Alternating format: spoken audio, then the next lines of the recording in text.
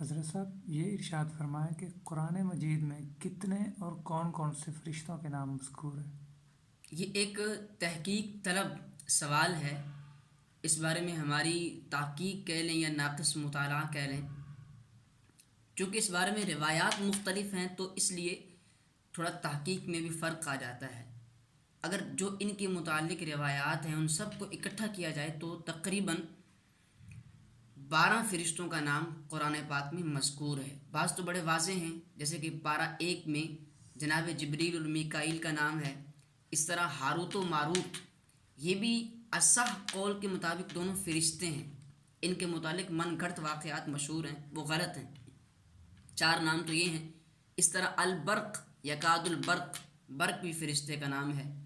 الرعد و یسبح الرعد، یہ الرعد بھی فرشتے کا نام ہے. 6 نام تو یہ ہیں.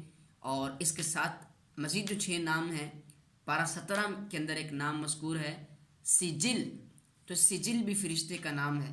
اس طرح ونادوا یا مالک، لفظ مالک کا استعمال ہوا، یہ بھی فرشتے کا نام ہے. اسی طرح قرآن پاک کے اندر لفظ قعید ہے، سورہ قاف کے اندر قعید، یہ بھی فرشتے کا نام ہے.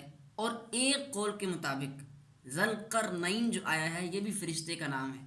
یوم یقوم الروح، الروح یہ بھی فرشتے کا نام ہے.